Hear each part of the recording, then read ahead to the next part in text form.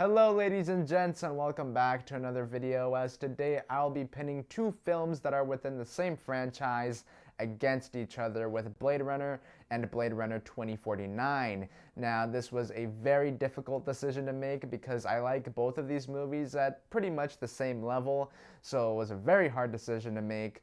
And how I am going to do this, I'm first going to talk about the first Blade Runner and then 2049, and then I shall declare the winner. And with that being said, let's hop right into it with the first Blade Runner, which came out in 1982 and is directed by Ridley Scott and stars Harrison Ford. Now, this film introduced a very interesting premise with this whole idea of replicants which were formed to be better than humans, and then they, eventually turn against the humans, and then the Blade Runners were formed.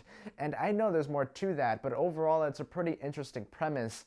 And the movie looks good still. I mean, it's not to today's standards, but it's not to the point where it makes you feel like you're watching a movie. And the production design in this film is fantastic. I mean, it's very hard to find another movie out there that looks like the production design in this film. I mean, just look at this place. I mean, look at this. I mean, this is like Michael Jackson's house right here. I mean, a lot of effort was put into this. You already know that. Just every single object that's in there. I mean, goodness gracious. And the performances are all quite good in here.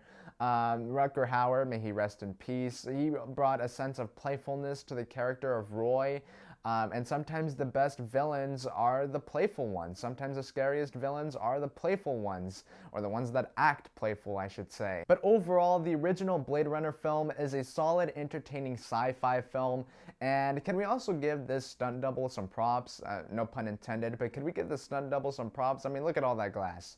I mean, I know they use like sugar glass or whatever, and that it's not supposed to hurt and stuff, but still, I mean, come on, come on, that's pretty, that's something to behold there.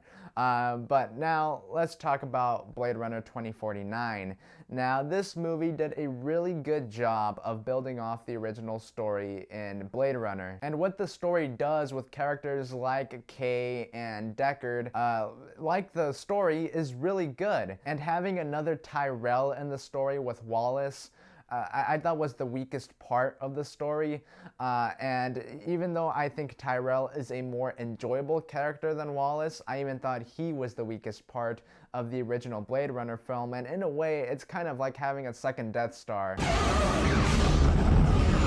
Isn't the most genius idea, but it won't bother you. I mean, at least for me, it doesn't bother me. But the story in Blade Runner 2049 is certainly more complex than the story in the original Blade Runner, which isn't always a good thing, but just an observation that I had. But the characters in the story, I think, are a bit more juicier, if you will, than the characters in the original Blade Runner. And whether you're talking about Kay or Joe or whatever you want to call him, and him struggling with his past and his emotions and his relationship with Joy, who is another good character. And then of course you have Deckard and him basically being a stranger to his daughter, him dealing with that and living with that because of his love for her. So this is pretty juicy stuff, as I said it, with these characters. Now, one can make the argument that Joe or Kay contemplating on whether or not he was a replicant that was born or not is very similar to Deckard contemplating if he was a replicant or not. Yeah, that's true, but I feel like 2049 delved more into Joe's struggle on whether or not he was a born replicant or not than the original Blade Runner did with Deckard on whether he was a replicant or not. And of course, it's no secret that Blade Runner 2049 looks gorgeous, and I think what the original Blade Runner did visually, whether you're talking about cinematography, effects, and all that stuff, Blade Runner 2049 did at a more up-to-date level, of course, and more at today's standards, and then having the help of Roger Deakins at the camera and his incredible ability with the camera. And both of these movies also have pretty good scores.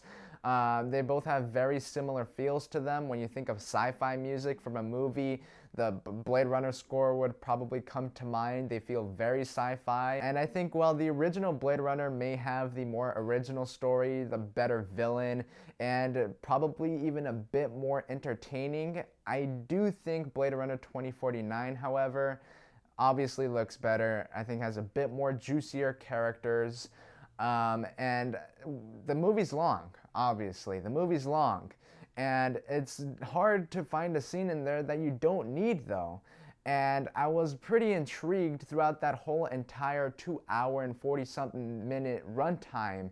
So, and that's very hard to do, especially these days with the amount of distractions there are. And I think overall,